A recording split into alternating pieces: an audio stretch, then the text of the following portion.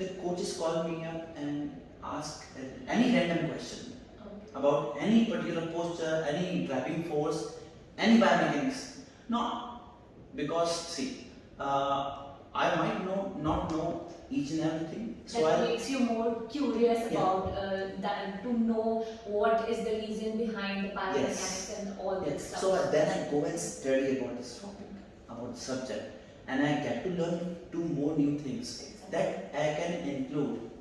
And ultimately, what our aim is? Our aim is to make the player play as long as he can, be injury free or be less prone to injury, I can say, and how we can increase his performance.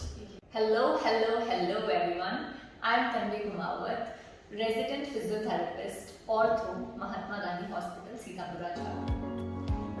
Today we are going to discuss about the field of sports physiotherapy. So we have our guest, Dr. Ashish Jain.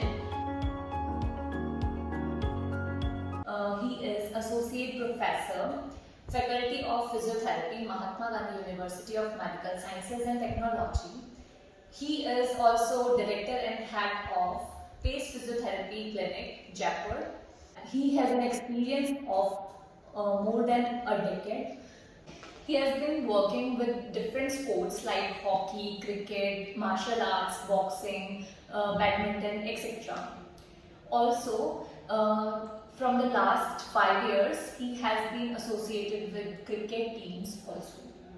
So let's start with our guest, a very vibrant personality and humble personality, and of course, a very good and intelligent teacher. Well, thank you, Tanvi, for such a long essay, sort of my introduction. Thank you very much.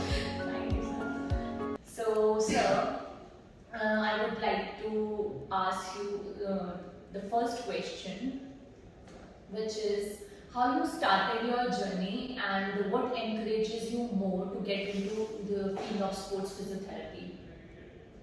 Well, I have been very fortunate to be in the sports science team, in the sports field. From starting from my school days, I was very interested into sports.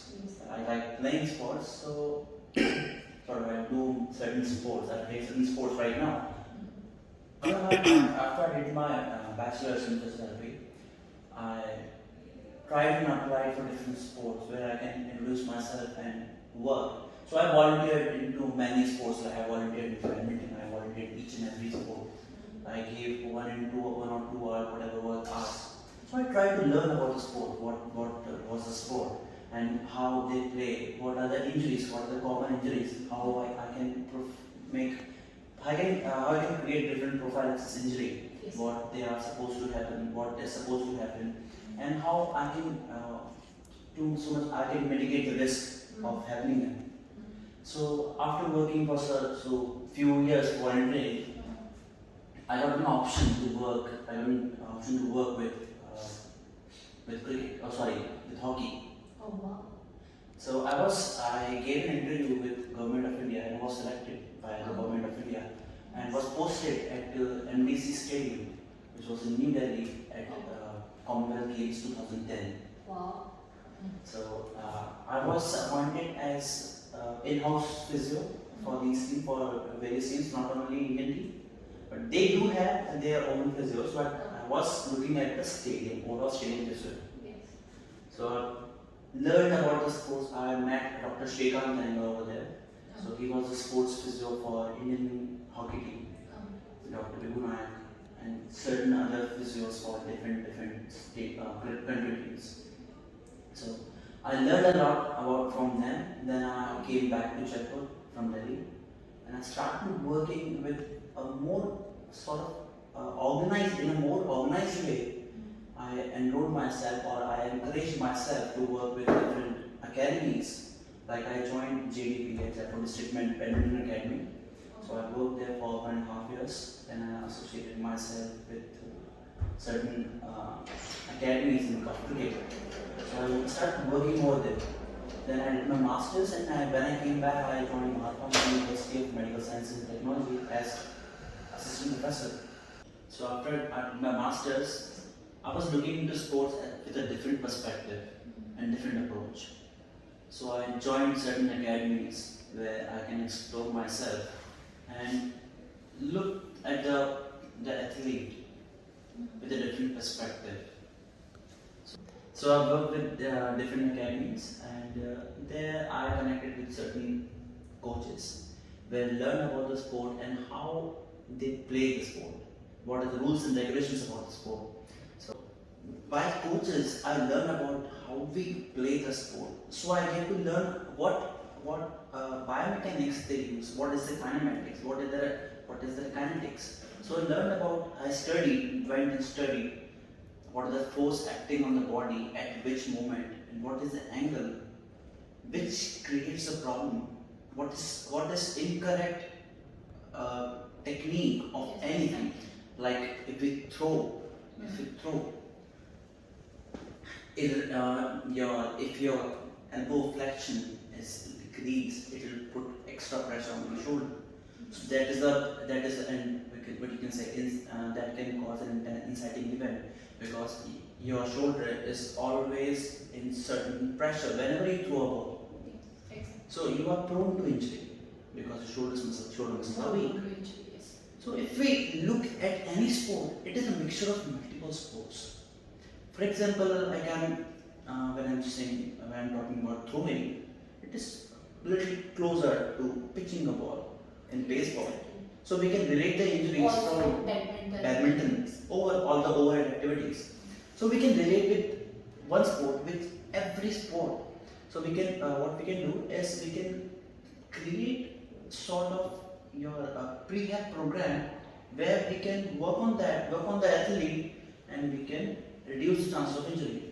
So most important thing about being a sports physio is just not to treat an injury, but also to prevent it, and how we can you can say enhance the performance of the athlete if there is certain error which can be corrected, or maybe if you can say if there is a nickel in the body, or one particular muscle is not firing at a proper sequence, we can work on the sequence, your kinetic chain, and we can do wonders. So this was the idea I got after working with different coaches. Okay, so that encourages you to get into this field more and more. Yeah, that encourages me, and moreover, I can share some instances with my coaches. And what happens is the coaches call me up and ask any random question about any particular posture, any grabbing force, any biomechanics. No, because see, I might not know each and everything. So that makes you more curious about that, to know what is the reason behind the biomechanics and all that stuff. So then I go and study about this topic, about the subject, and I get to learn 2 more new things that I can include. And ultimately what our aim is to make the player play as long as he can, be injury free or be less prone to injury, I can say, and how we can increase his performance. So all things adds up and makes your player a better player. Makes your player a better player, and you a best physiotherapist. I cannot say best. I am improving day by day. Yes. So our next question is, what is the assessment criteria on field and off field? See, on field is more about your acute injuries, how well you can manage it. If there is on-field injury, you go and you treat by using your first aid or any procedure you like, which is required.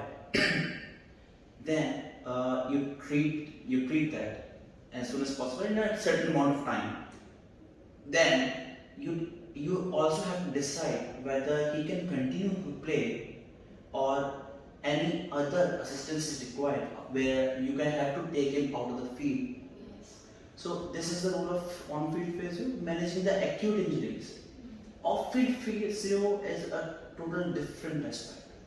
where you treat your assess with a comprehensive approach, each and every aspect. More complexity. More complexity, right? So you assess him, you try to prepare him, you go for a long-term rehab programs, you try to prevent the injuries, you do prophylaxis taping, you do mobilizations, each and everything, and what is the fault, how you can correct it. These all aspects come into off-field physio sessions. And you can do off-field physio sessions not only on the field, it can be done in clinic, in any hotel, at your room, and any place, any more places. So whatever suits you, you can do your off-field physio sessions. And to be very honest, on-field physio, I found off-field physio more challenging to me. How? Because on-field physio is, you have to manage the injury. You just have to manage the injury. Within a fixed time. Fixed time. Fixed period of That is time. more of your decision-taking capability. Now, off-field is each and everything. It requires your decision-taking. It requires you to be a good listener. It requires you to know the complexity of the sport.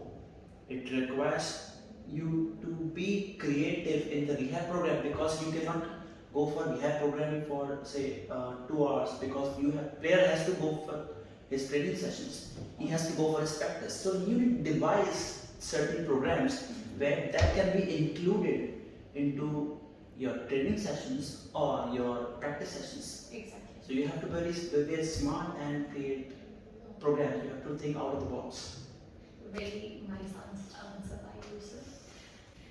Okay, so our next question is, what would you like to say about online consultations? Like how we can take online consultations in a more precise manner and good way. See, post-pandemic, online consultation has been at its peak. It's been a very good format when you are not able to go outside. But even now, it's a very good tool. If you are living in a certain area of your country and if you need to coordinate with other person in the country or other country, you can easily coordinate with your various tools and your video consultations.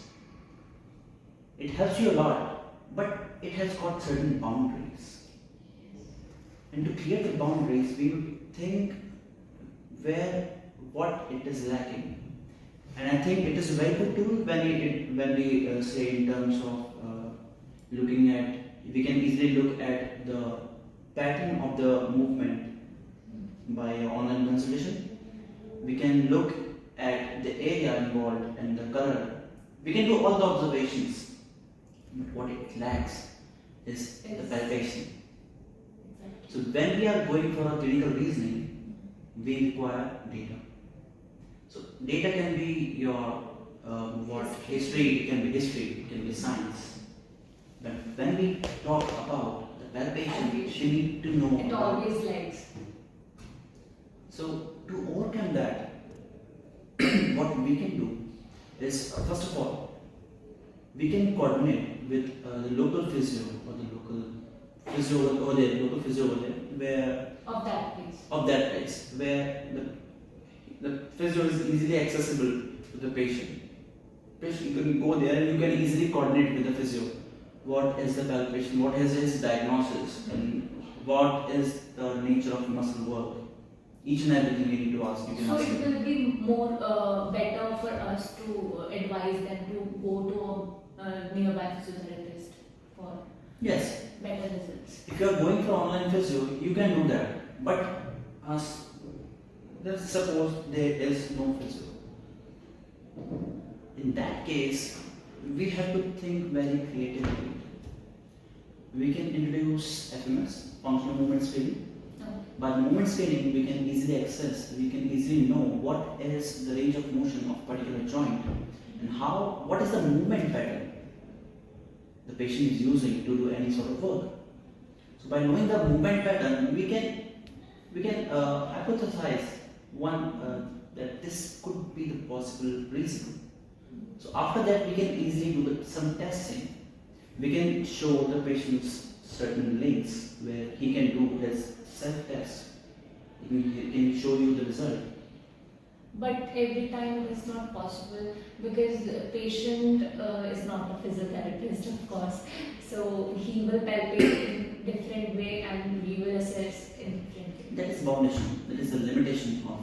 That's why it's easy if you have someone in your team or any physio which is easily with you can easily coordinate.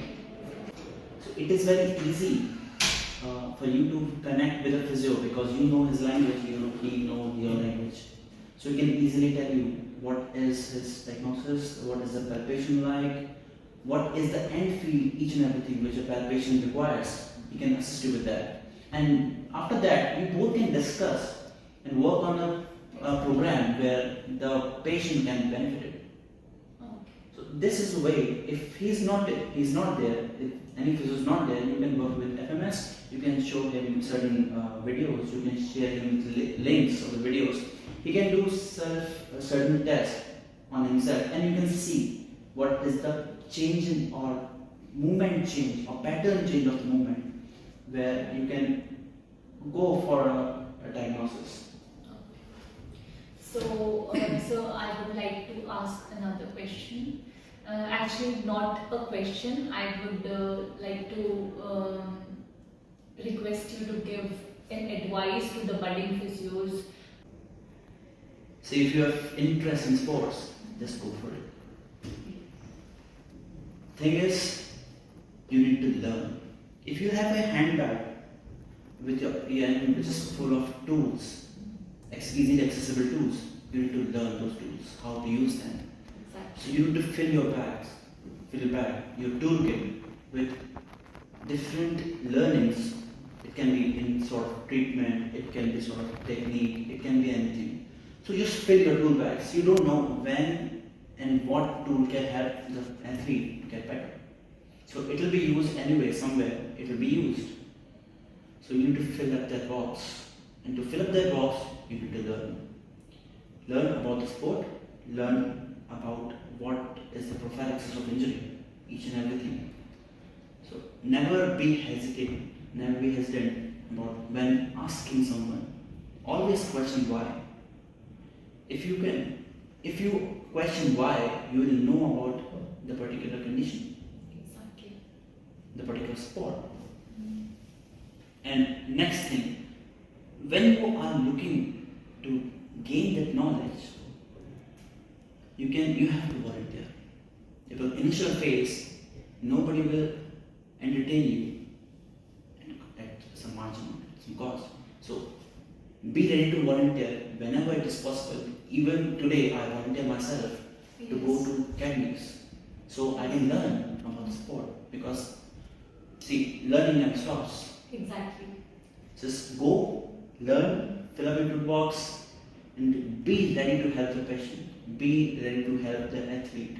Because the 1% of extra effort you are doing today will help you to achieve a better results with your athlete. He will be more confident with you. And if you know his language, which is the language of sport, you'll be more trustful to him. So be ready to do every work. Like it can be from lifting the bag of the athlete to making certain drinks, isomeric drinks for him. It can be anything. Because then the athlete will know that you are concerned about his health, about his physical status. So he'll trust you more. And if he trusts you, he'll participate in each and every activity which you are giving him for his benefit. So ultimately our aim is what? To make the athlete better. Yes. And for that, never be hesitant to ask why and help and educate other people also. Because if you are ready to share your knowledge, the people will share. And if you're not ready to share your knowledge, people won't share you. And because it is the discussion which what we are doing as a sports science team, we are discussing each and every case with everyone. So we get the input from everyone. we might lose one point, but the other won't. So together we come to make the athlete better, and this is our aim. Oh, very well explained by you, sir. Hope it was an informative podcast and you guys learned a lot from this. And if you guys have any queries regarding sports physiotherapy or any other physiotherapy field, then you can put your doubts in the comment box below. And don't forget to like, share and subscribe. Thank you so much, sir. This was an informative conversation. Thank you, Dr. Kumi, for inviting me for the session. Hope